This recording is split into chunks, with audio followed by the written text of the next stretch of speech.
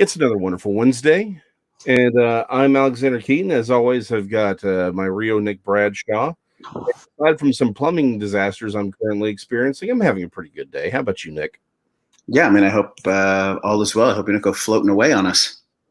I certainly hope not either, but we'll see what happens. Yeah, it's been a past couple of days. We were talking in pre-production about what we wanted to talk about, and I mean, do you want to kick us off? There's about 18 different things that are on my radar. What are you thinking? Well, let's actually start with what's going on with Crowder, Steven Crowder, because I think in many ways that's a microcosm of what we're seeing and also what we've been talking about as far as response. For those of you who don't know, Steven Crowder is a YouTube personality. He's a comedian. He is conservative. He's controversial in a lot of ways. Again, his show's PG-13, and it is, so he pushes the envelope a little bit, but it's absolutely nothing that's not seen everywhere else, all over YouTube, and basically even all over cable and even live over air television. So there's really nothing about him that should really be overly controversial, except for his ideas. They have, and there are plenty of people out there who've done interviews with him, so I'll let y'all go find those. Actually, he did one with the quartering that was really good. He did one with just, I think yesterday he did one with what's his name? I just forgot him. He's libertarian. He was on ABC for the longest time. John Stossel, that's his name. He did an hour-long interview with John Stossel, which was really good as well. So as far as the details, well, I'll let y'all go into that, because it's an interesting, the argument that he's having. But the point, broadly speaking, and summed up, is this: YouTube is targeting him because they do not like his politics. Straight out and simple. That's what it is. And the reason they've gone after him instead of say someone like John Stossel is because what they've been doing is pushing out or pushing in from the furthest out. Like, first it was people who were clearly objectionable, then it was people who were controversial, like Alex Jones. He was controversial, so they were able to get rid of ban with him. And what they've done is they've slowly shadow banned a lot of people. They've removed certain channels that weren't as big, but they started with the most controversial. They started with those who were actually objectionable, but they're moving in. And as they move in, they're what they've been doing is refining the arguments in order to make them seem reasonable. What this comes down to is only one side is allowed to have a conversation, and it's only the most extreme side of the left. They will be protected at all costs. Anyone who disagrees with whatever the woke agenda is, they are the target. What they're doing is they're coming in. And even someone like Tim Pool, who describes himself as a milquetoast fence sitter, and he's very much a liberal, not a leftist. He's sort of old school liberal. Even he's like, no, they are going to come for me. He's already noted some things that have happened to him. So what we are seeing with YouTube, and this is just a microcosm of everything else, it's the machine coming for the voice of opposition. If you have an opinion that just isn't what the woke side wants it to be, they will find a way to get rid of you. They will find a way to silence you and get rid of you. But here's the thing: unlike a lot of people, he's suing.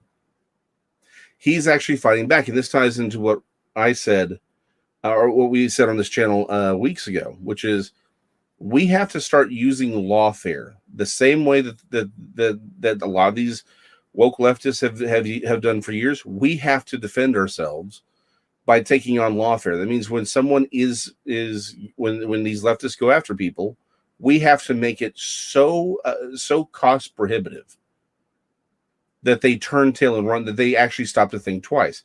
You're not going to stop the insane ones. You're not going to stop some of these insane people, the true believers. But we have to first regain ground with the corporations, with the ones that have the largest control, because these large companies only have control tenuously. You make it cost prohibitive to shut off conversation, they're not going to shut down the conversation. Or they shut all the conversations down, which means the conversations can then move to other platforms successfully. As long as everyone knows that we can find most of everything on YouTube, people like us will still be on YouTube. That will still happen. But if YouTube shuts down all political speech, all religious speech, then when we move to other platforms, people will move to those platforms, and YouTube will decrease. It will no longer be the monopoly it is. It is a functional monopoly. So with Crowder, what we see is both two sides of this. It's the left. The left gets to talk.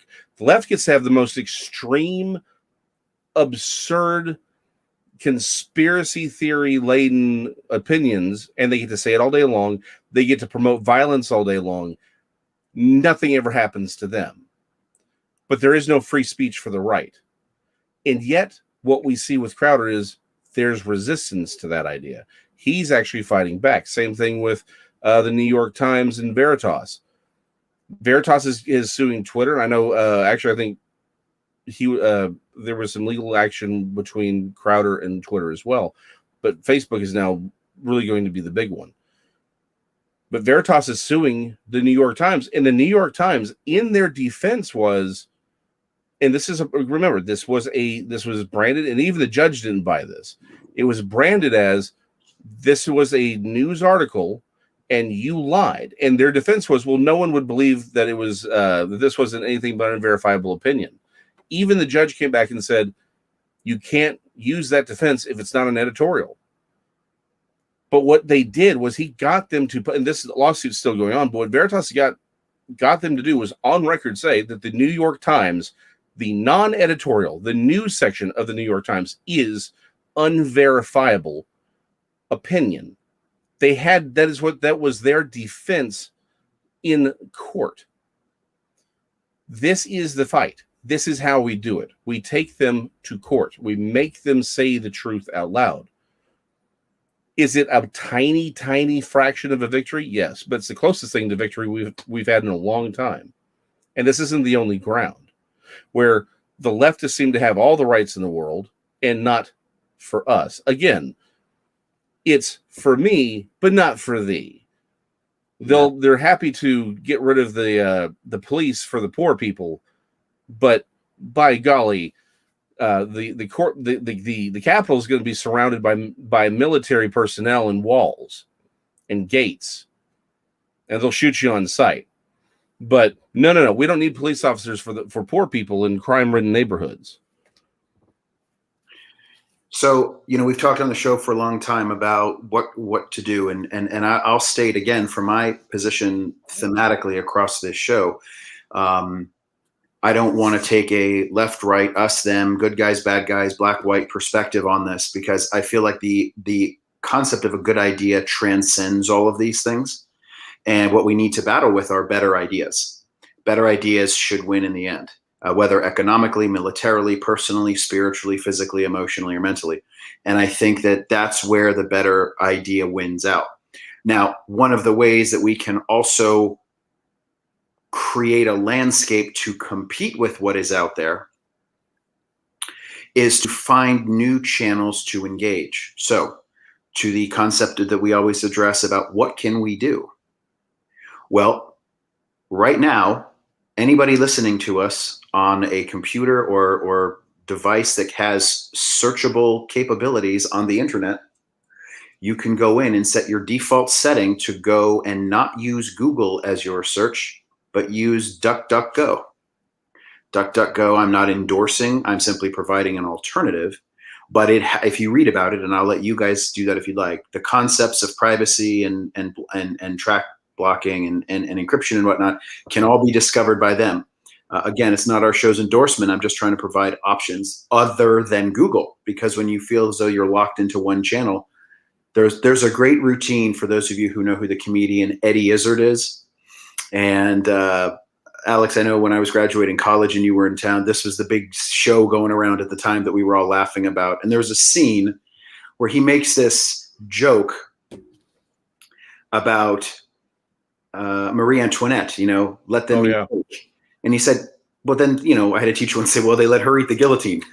So the joke became that Eddie Izzard told was that if you were flying on the Church of England, if the Church of England were an airline, he's like, that would be like flying on the Church of England and a flight attendant comes by and says, hello, good evening. Would you like some wine? Yes. Could I offer you some dinner? We have cake or death. And someone goes, I'll have cake, please.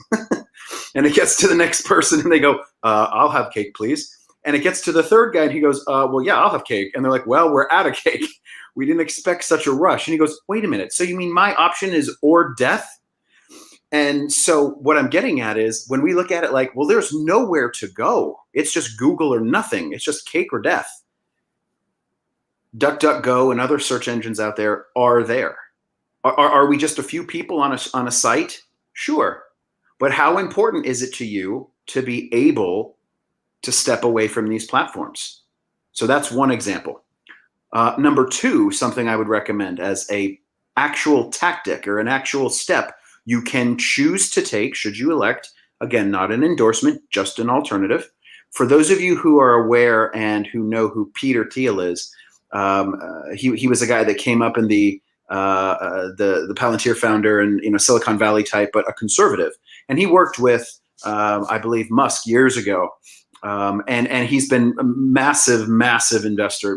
I mean, major guy. I believe he got in on the ground level with things like Facebook before it went the direction it's gone. But the reason I bring this up is that he's working on a new YouTube competitor, and it's called Rumble. So if you guys want to check that out, it's founded and being generated and supported by conservatives as a platform to talk and to go to. So again, are we just a few people on a website? Sure. Maybe Alex and I need to consider moving this show to a Rumble channel. And that's something to consider. But what I want to get to is the underlying thing that, Alex, you're talking about, which is more, you painted a good picture at the 30,000 foot level. I know Crowder's show. I've listened to it. It's fine. It's a little distracting at times for me to listen to, because though I think Crowder is a very intelligent guy and he's very funny and he works very hard and he's moved to Texas to produce a show. It does a lot of jumping. It bounces around a lot and it's kind of hard to follow. It's like an hour-long show that's kind of one big joke, even though he hits these big topics. Very intelligent, very well-spoken. But you don't want, it's not really a show that I've been able to just have playing in the background. Right. You get someone like Tim Pool, you can throw Tim on in the background. You can go and wash your hands, come back, and you kind of know where you are. But I bring this up to say to your point, which I think is fantastic, which is we need, and it's fundamentally, it displays the talk we were having a couple times ago, which is your solution is to work through the process of law. I find that interesting. One of three fronts. Yes. Because fundamentally, I think in some ways, when you look at, I'm doing air bunnies here. That's right. I'm bringing the air bunnies back. When I'm doing air quotes here, the activist radicalist side of the left doesn't do that. In fact, they wouldn't do that. First off, they want to break that system down. They feel that it's racist and flawed and inherently crooked. And so they act outside of those parameters. Your recommendation is to act within it. I think that alone is an identifying factor of the difference. But the concept of, as we talked last week with our good friend Frank, about you've got to say no. No doesn't just mean sticking your fingers in your ears and not doing anything. I think what Frank was also getting at and open about was fighting back, pushing back, and not just in the streets, but with, and I'm not advocating even that. I mean, if you want to peacefully assemble, I'm all about the First Amendment, but you take it through the courts and you make it not just that it's expensive, you do the one thing that these companies will respond to more than anything in the world. You expose them as no longer being relevant. Remember MySpace? Yeah, me neither. And the point that I'm getting at is that when all these things were going to be the biggest thing in the world, remember when Eminem was going to corrupt the youth of America? until I don't know if I would make that argument because the youth are pretty corrupt right now. Right, but what I'm saying is that what I'm getting at is that he was the worst thing in the history of the world and was going to destroy everything, and that's it. And when he and Elton John were on the stage together, people thought there was going to be like a chemical reaction or something. And then what happened? People who wanted to listen to him did, and people who didn't. And is he a player in the rap game? Maybe. I don't know. I have no idea where he is. I couldn't find it if I tried. But the point that I'm getting at is that we're seeing where that separation is being able to be pronounced more. There are alternatives. They're coming slowly. We've had this talk offline before. The conservative movement necessarily is not the fastest movement. It's not the most reactionary movement. But when it finally gets the wheels turning, it starts moving in a general direction that way. And so whether we want to combat this in the courts or we want to combat it through good ideas, I mean, you're already seeing. You're seeing certain things out there change. And I think that we are, but that doesn't mean we let up. It means that we commit and we move forward. So to your point, I fully support your action about working through the court system. I wanted to provide some tangible examples for people to go to other sites as well. No, exactly. It's these little things, and that's the point. Their perspective is for me, not for thee. Well, guess what? We have to take that back. We do it by these little acts of defiance. We choose not to use Google. We choose to use DuckDuckGo. We choose to find other platforms, and we go and we move to them as they become viable. Unfortunately, as we've discovered, the big three are colluding and actually actively working to stymie other platforms. But that's a different conversation for another day. Well, we have self-preservation. Think about why they're doing that. Well, yeah, but that's considered fraudulent. So, but again, that's another conversation for another day. The problem is we have to do these little acts of defiance. We've got to find we have to find the dog catcher. We have to find the local judge. We have to find the local DA, because again, another topic, right? We see we see how these Antifa and Black Lives Matters. Even here in Texas, in Plano, in Collin County, we have numerous times where they are actively breaking the law. They are causing damage to people's property. They're interrupting the flow of traffic, and they are not getting arrested. They are not being prosecuted for their crimes because the local DAs, the people the people in these lower courts, the people who are setting the policies, are sympathetic. Even here in Texas. We have to it needs to be every level. We have to be involved with our community at every single level. We can't say someone else is going to do it, because if you don't, then you have and I know it seems disconnected, but trust me, it's not. Politicians at the top can only do what they do if the people beneath them are supporting them. And look at what's happening with Israel and Palestine right now. And again, we'll go into that specifically a little in just a moment, but let's look at the American side of that. When all this first broke out, even Biden, the meat puppet himself, was saying, no, Israel's got to be able to defend itself. And now it's been a week, and he's starting to sing a slightly different tune. Why? Because the politicians underneath him don't want that. The politicians underneath him are starting to side with Palestine. Now, I mean, the Rashida Tlaibs, the Acacia Cortezes, the active anti-Semites were going to go that way. That was never going to be the question.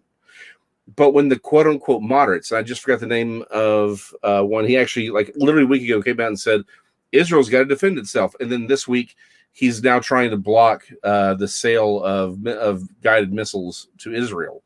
Democrat, I cannot remember his name to save my life right now. Anyway, I had it and it disappeared. The only reason Antifa can get away with what it's doing and Black Lives Matter can get away with what it's doing is because it has support from underneath. It has support from these lower echelon politicians that we tend to ignore.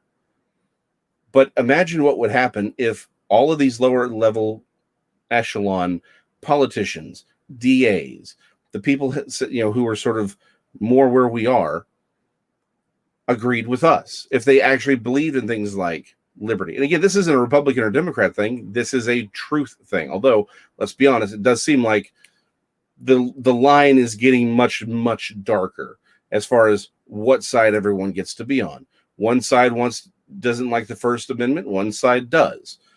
So what we need to be doing is looking for politicians who are pro-liberty, pro-rule of law, who aren't anti-Semites, who are people who believe in prosperity for everyone, who aren't woke. We have to have them, because it doesn't just trickle down. We always look at politics as trickling down. We have to realize it trickles up. If an entire politician's base leans one way, it's going to steer that politician. So I'm going to push back really quickly. I like the concept you're talking about how the water or the flow of things, the ebb and flow, is not just from federal down to state and to local, but up the chain as well. That's a fantastic perspective, and I think that's a very valid point. And I'm not pushing back on the language that you use, but I'm going to provide another perspective to the comment when you said, well, one side likes the First Amendment and the other side doesn't. I would say that whether it's the First Amendment, the 10th Amendment, the 14th Amendment, whatever, I think conservatives tend to view, from my perspective, conservatives tend to view the Constitution as holding government in check. And liberals that I know, and I won't speak for everyone everywhere, but for those that I know, the mentality that I get is that they view that the Constitution is designed to hold the citizenry in check. And I think that that's where, to me, I don't think that one side likes it and it doesn't like it, but I do think that they see it differently as a vehicle with regard to the application of our rights. And what is interesting is, to your point about Hamas and all these things going on, you're going to see a lot of the politics on all the sides, right? That's what politicians do. They politic. And they're going to go over and they're going to, well, we want to put in a formal denunciation of Hamas, and then certain Democrats don't sign on and it doesn't pass, and then the immediate news cycle comes out, Democrats shut down, calling out Hamas. Okay, I mean, they're already talking about, the phrase going around now is the Hamas caucus. The thing about it that I'm coming from, that I'm trying to see, that I'm hoping to focus on, is the perspective that good ideas will beat bad ideas. The media is overwhelmingly, like, not 51-49. It is overwhelmingly rooted in its own survival. And that survival is based on pushing a narrative that they believe resonates with the largest audience possible.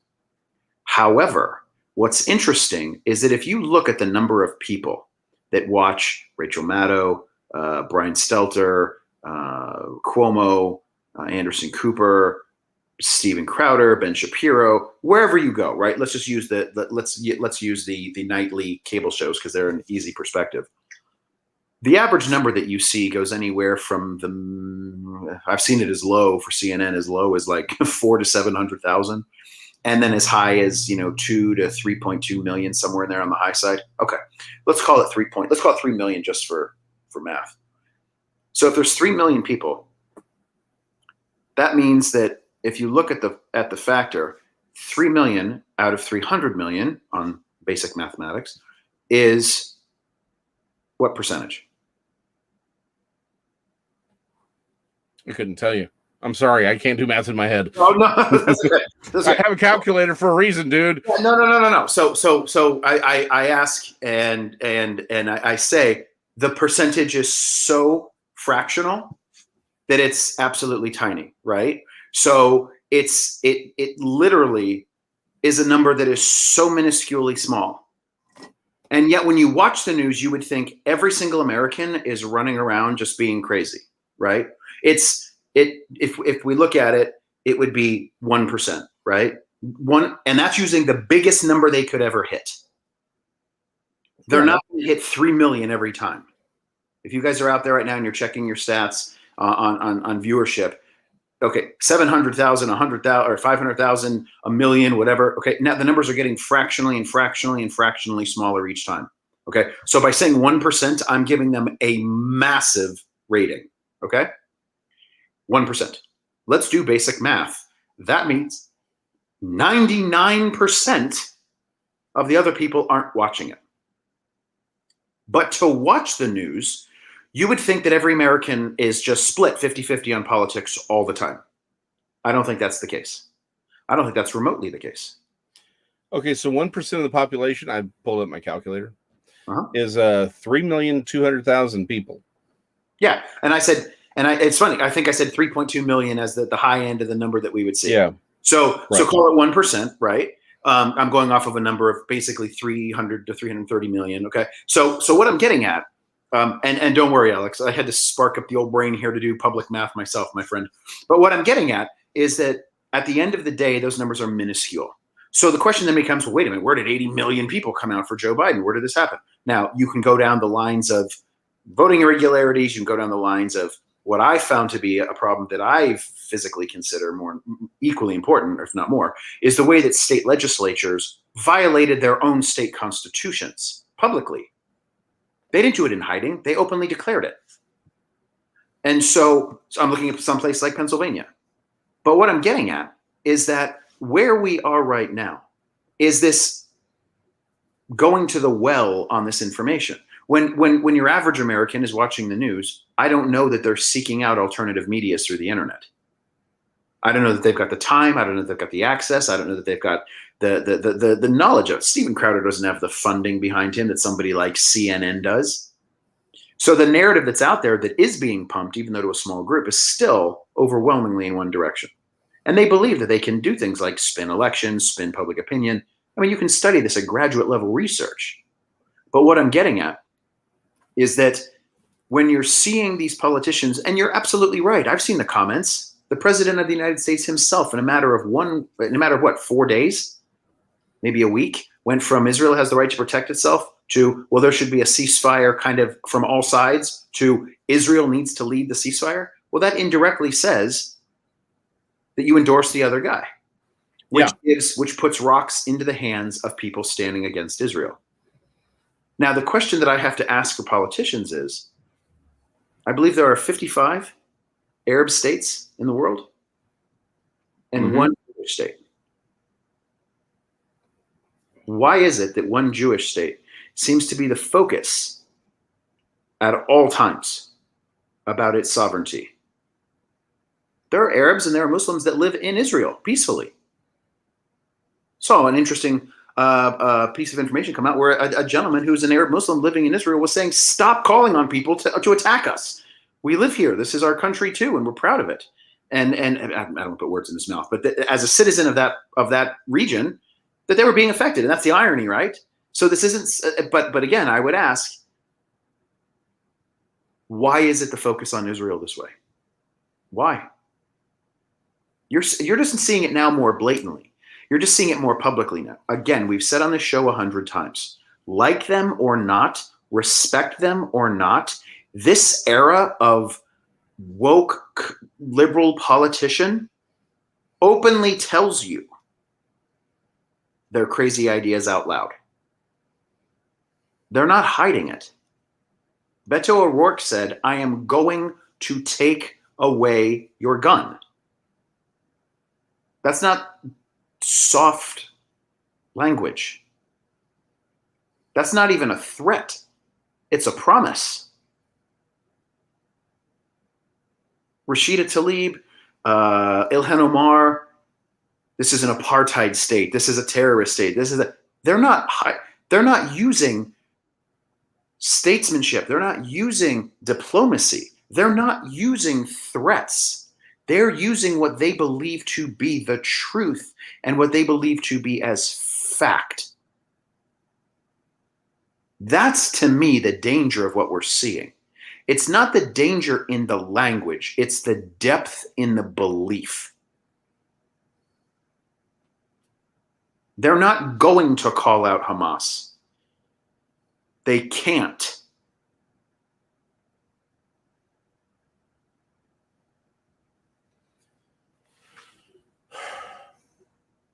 I don't know.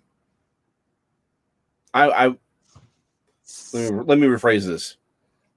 I have a thought, but I don't know that it's necessarily for one. Yeah, well,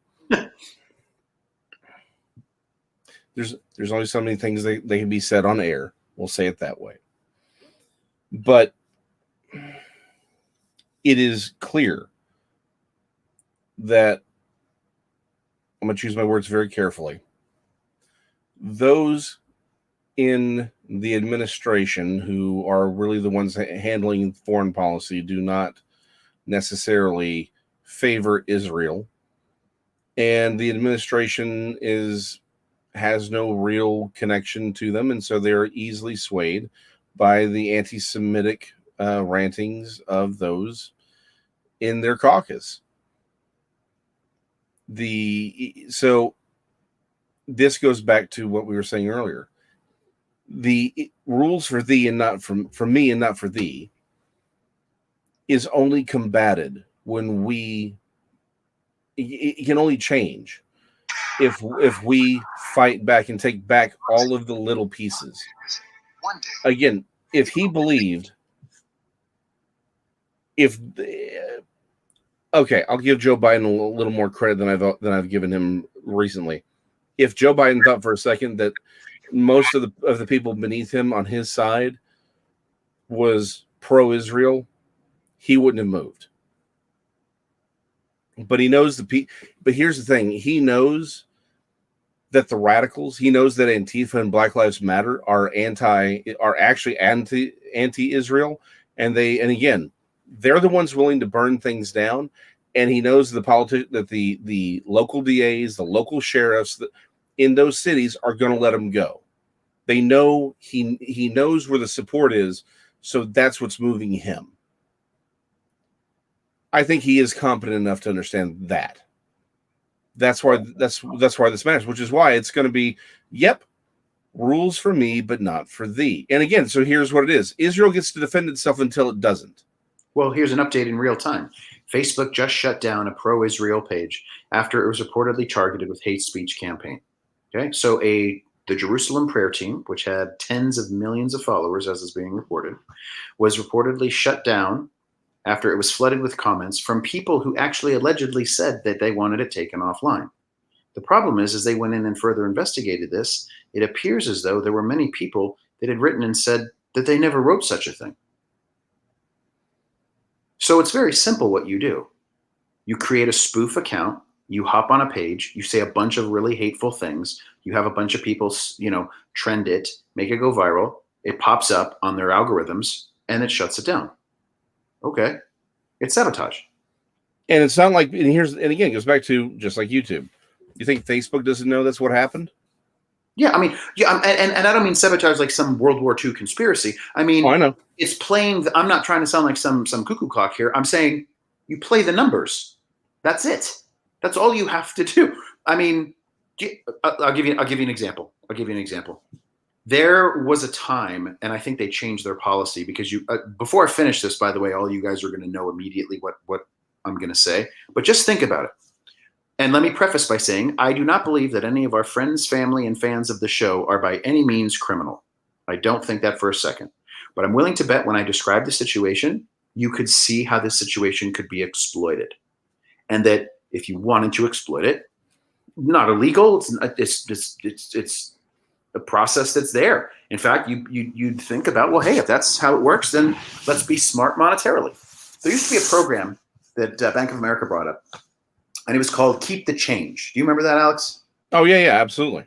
So they still do it, but it's on a different process, I believe. But what they used to do is they would say, keep the change. And so what they would do is they would take your expenditure. Let's say you bought something with a credit card and it was $37.50. They would round it up to the next dollar, to 38. And then they would take that 50 cents and match it in your savings account. So it sounds like a pretty decent idea. It got people to get a lot. What they wanted, obviously, was people to get a lot of Bank of America credit cards. Then you had to tie it to a Bank of America checking or savings account. I mean, it was a good way to get customers, blah, blah, blah, blah, blah, blah, blah. Okay. Well, commonsensically, if you start thinking about this, if they're going to match your change on something and you want to buy in by giving yourself a discount on every possible thing that you can do, what would you want to do to maximize the potential to get the most amount of refund if they were going to match you up to $1? You would go in and you would make every purchase you have something, something, something dollars and 0.01 cents. Okay, fair enough. Yeah. Because they would then match that 99 cents. So you were basically getting $1 off everything if you paid with your credit card. Well, you could break it apart where you could use that same philosophy. And if you had time, you could go to the gas station and fill up your car. And instead of putting $25 worth of gas in your car, you would pump gas 5 separate times for $5.01. So what would you end up doing? You'd end up saving $5. Now, why do I share this with you? Because if you know how the numbers work, and it's not illegal. In fact, they're saying this is our save the program. Come and use this. You'd want to be financially savvy, sure. So when you know how the process works, you get in there and you do it.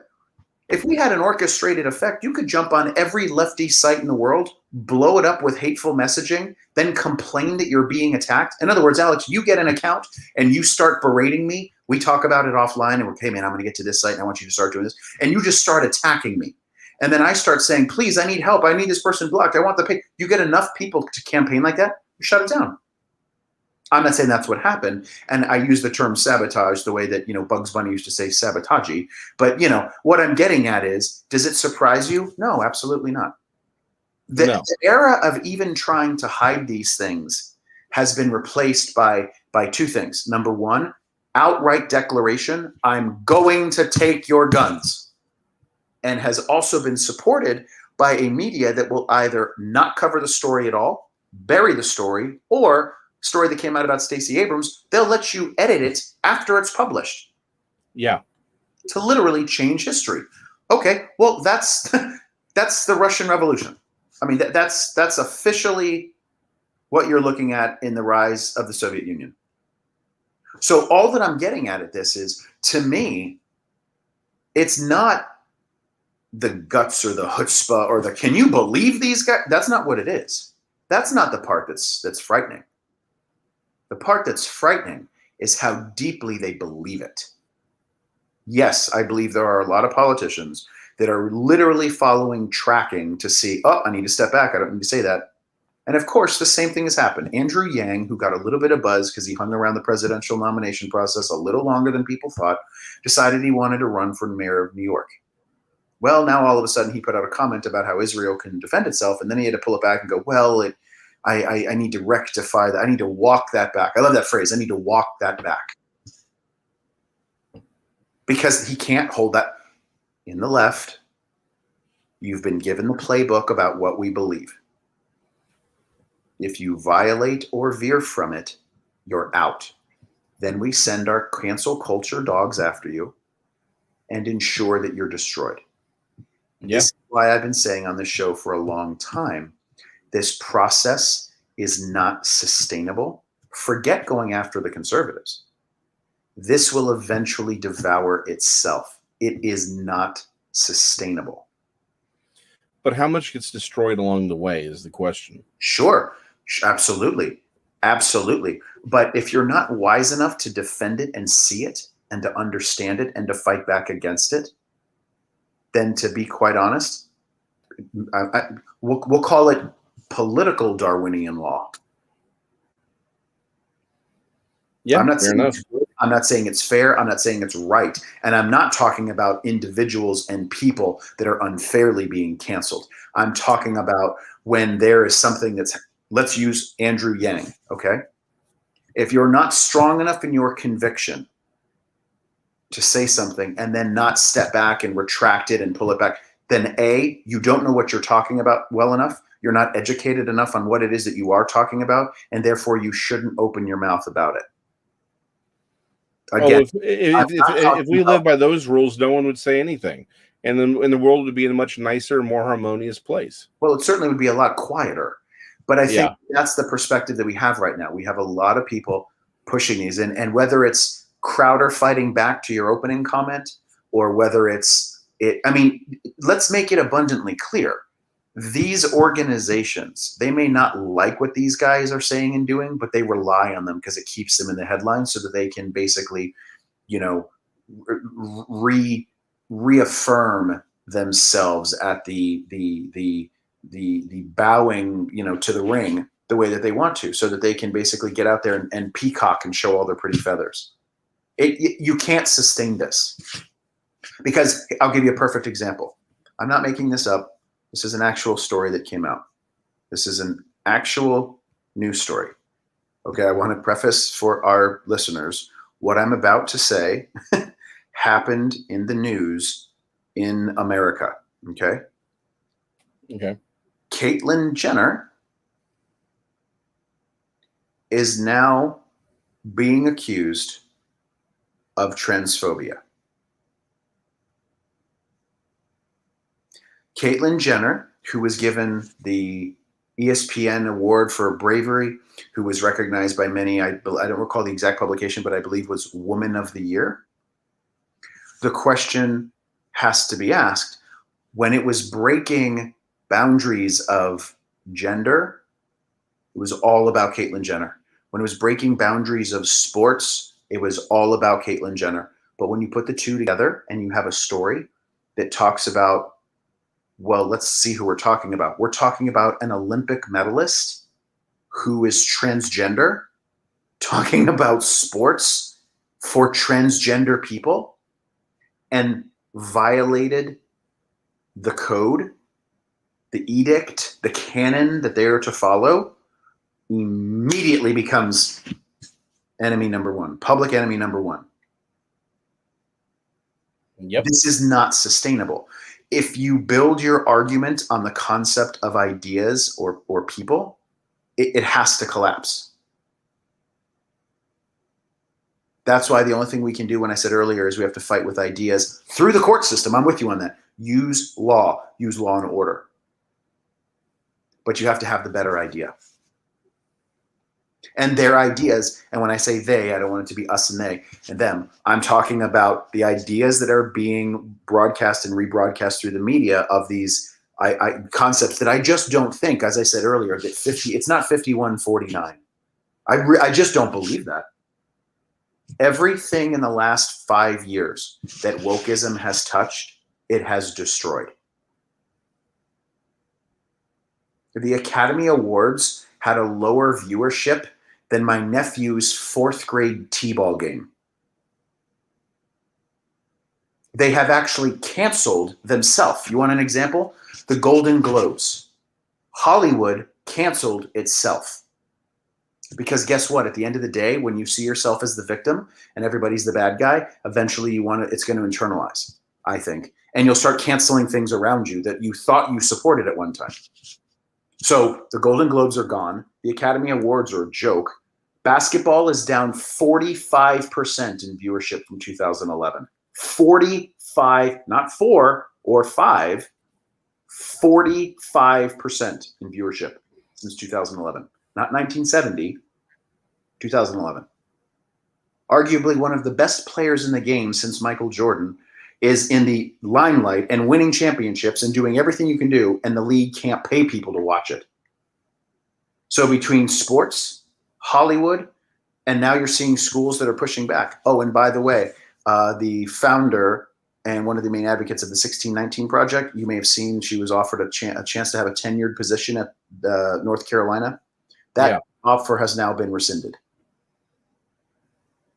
They are no longer offering her a tenure track. Now, they may want to do it for political reasons or say, well, she's still going to teach her just as long, blah, blah, blah, whatever. It takes people to fight back. Everything that wokeism has touched has been destroyed. And going after something like critical race theory, going after something like transgender sports, I mean, think about the perspective, and I mean this delicately, because I think identity is something very important. Think about the message sent to people that says, to be Woman of the Year, all you have to be is a man.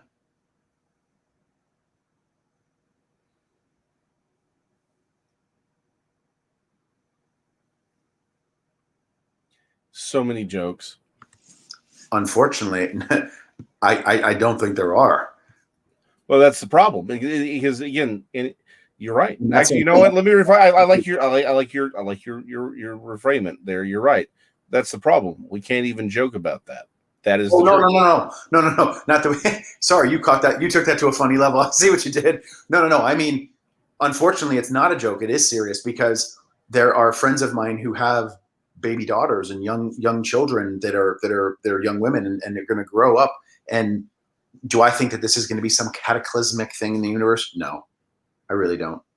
But I do think that for right now, it's another thing to turn an us and them argument out of nothing. I just think it's in a lot of ways, it's things that are dividing us that aren't there. I'm sorry. You just see the old Saul Alinsky playbook coming to life again and again and again and again and again. And eventually, I mean, we've talked about it before. The more the media pushes the country to the perspective of this ultra leftism, you're seeing states passing. Texas just signed the heartbeat bill, which now challenges even Mississippi. Mississippi's bill was down to what, 15 weeks? Yeah. Texas is down to 6 under certain conditions. Now, I would say, I'm not a doctor, but I would say there are probably times when young women may not even know if they're pregnant within 6 weeks. Oh, yeah. No, I mean, my understanding. So to be honest, I mean, I'm an advocate towards life always, but, I mean, I'm just saying, while states are doing things with bills, with voting, with whatever, I mean, while it's this left, sure, but in the meantime, states are actually, in my opinion, they're lurching right. Texas is on the brink of passing constitutional carry, the 21st state. There are things getting through that did not get through under Republican leadership. Yeah. Under Paul Ryan, people were calling about having, national reciprocity. Excuse me. So I guess tonight, the point that comes up, and, thank you for letting me share in the show with you about this tonight. Again, it's not, to me, I'm used to the craziness now. I know that sounds bizarre. Like, there's nothing I could hear from the left that would surprise me anymore. Nothing. Potatoes should be our new astronauts. Like, there's nothing that I could ever hear that would make me do it. What does surprise me that I didn't understand fully before was the level of depth as to how many of them believe this.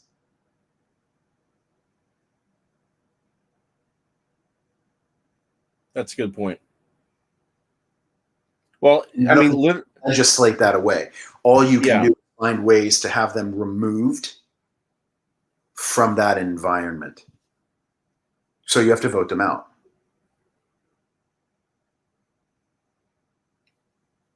And that's your point about going to the court system, which I fully support. Lawful engagement, beating people's bad ideas with better ideas because it benefits everyone. I see one side as reactionary. I see another side as more of that consideration perspective and going forward. Although to watch the news on many sides, what would be the arcing news story you'd hear? The January 6th commission. Yeah. So whether it's Israel, whether it's the socials online, whether it's whatever perspective you want to see, I don't believe that this, and it's actually censorship. You remember when we were kids and we learned about lying by omission? Alex, did you break this window with the baseball bat? And you could very easily be like, well, I technically broke it with the baseball, so no. Yeah, no, I did not break it with the baseball bat. Exactly. And so what you're seeing now with a lot of this is that kind of perspective. Well, we're just not going to cover it. How are some of these stories that are getting through not the biggest stories in the world?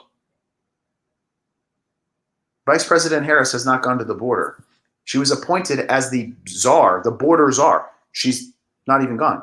And now stories are coming out about the unethical revelation about investments that she has that she's not willing to reveal. Wasn't she like Citizen Kane when it was after going after President Trump with regard to his tax documents? Oh, of course. So again, so the question has to be asked: why would anybody believe anything that's being said? That's a question that we'll have to answer on a different day, unfortunately. We have to end this one a little early, unfortunately. I've got to get back on. It's the end of the month, and them titles ain't gonna title themselves. But that's a good question. That was like a meta house loan. That was like taking home loan level stuff to like the meta. That was like a Seinfeld episode. You know what? You wouldn't even want to know what happened earlier in the week. It was a Seinfeld episode. Actually, it was yesterday. It was a Seinfeld episode. It was something like out of The Office. I'll even say it that way. It was darn near Kafka-esque. So anyway, but that's a conversation for another time. Nick, for Cheese Freak, let me respond to your question. We haven't been ignoring it; just hasn't really had a chance to come up. But let me say this: not officially. However, I will say this: Chicago has black sites where people can be arrested and detained for several days at a time without given due process, without their names going into any logs, without being given the right to make a phone call. At the end of the day, all of our rights are protected by the Constitution, so long as the government is forced to uphold it, is forced to abide by it. Right now, we are seeing many locations in which that is not the case. But that's the point. That's why it's got to be, maybe you need to run for dog catcher. Maybe you need to sacrifice the job you have. Maybe take a small minor cut, maybe get a minor raise, but go find something in your area that you need to run for. We need as many voices being the people who show up to make those decisions. That's what we need. We have to fight back, or we're going to lose all of this. As they continue to eat themselves, as Nick has brilliantly pointed out, they're eating themselves. The only way, though, that works to our advantage is if we actually take advantage of it. Because if we don't, if you and I don't, then it will not have been to our advantage, and everything will collapse. Unfortunately, it's not going to be like in most of these other nations that have existed throughout human history. Like when the Roman Empire collapsed, okay, the Roman Empire collapsed. When Brittany collapsed, okay, Brittany collapsed. But we live in a world that's too integrated, too controlled for that to be for our collapse to be pleasant. We got to get in. When Rome collapsed, I mean, it did plunge much of that part of the world into the Dark Ages. But again, relatively speaking, though, the Dark Ages weren't actually, again, it's dark for a different reason, but for the average person, their lives didn't really change that much. What changed was the people with all the cash. Their lives changed a little bit.